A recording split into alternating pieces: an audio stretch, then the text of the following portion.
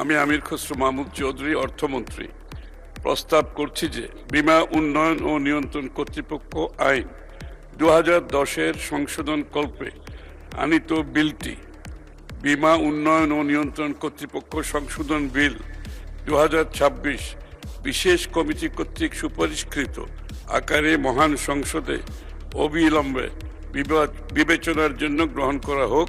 মহান জাতীয় সংসদে অর্থমন্ত্রী আমির খসরু মাহমুদ চৌধুরী বীমা উন্নয়ন ও নিয়ন্ত্রণ কর্তৃপক্ষ আইন 2010-এর সংশোধন কল্পে একটি বিল উত্থাপন করেন।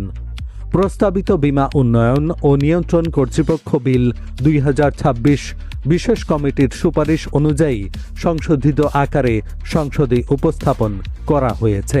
বীমা নিয়ন্ত্রণ সংস্থা এটাকে পরিবর্তন আনতে হবে, এখানে যোগ্য ব্যক্তিকে আনতে হবে। কারণ বীমা শিল্প শুধু বীমার জন্য নয়, বীমাতে যেই অর্থটা জমা হয় সেই অঙ্ক বাংলাদেশে এবং বাংলাদেশের বাইরে বিনিয়োগের একটা বড় সম্ভাবনা আছে।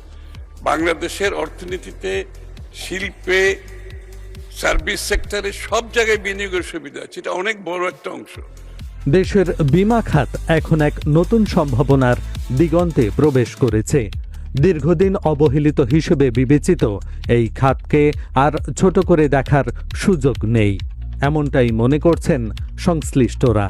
বিশ্লেষকদের মতে খুব শিগগিরই বীমা খাত দেশের অর্থনীতিতে একটি শক্তিশালী অবস্থান তৈরি করবে এবং জাতীয় প্রবৃদ্ধিতে গুরুত্বপূর্ণ অবদান রাখবে। বিশেষজ্ঞদের ধারণা, বীমা শিল্পের আধুনিকায়ন ও কার্যকর নীতিমালার মাধ্যমে এটি দেশের জিডিপিতে উল্লেখযোগ্য ভূমিকা রাখতে সক্ষম হবে। ইতোমধ্যেই এ খাতকে আরও গতিশীল ও সময়োপযোগী করতে সরকার বিভিন্ন পদক্ষেপ গ্রহণ করেছে। এরই ধারাবাহিকতায় সম্প্রতি মহান জাতীয় সংসদে অর্থমন্ত্রী আমির খসরু মাহমুদ চৌধুরী বীমা উন্নয়ন ও নিয়ন্ত্রণ কর্তৃপক্ষ আইন 2010-এর সংশোধন কল্পে একটি বিল উত্থাপন করেন। প্রস্তাবিত বীমা উন্নয়ন ও নিয়ন্ত্রণ কর্তৃপক্ষ বিল 2026 বিশেষ কমিটির সুপারিশ অনুযায়ী সংশোধিত আকারে সংসদে উপস্থাপন করা হয়েছে।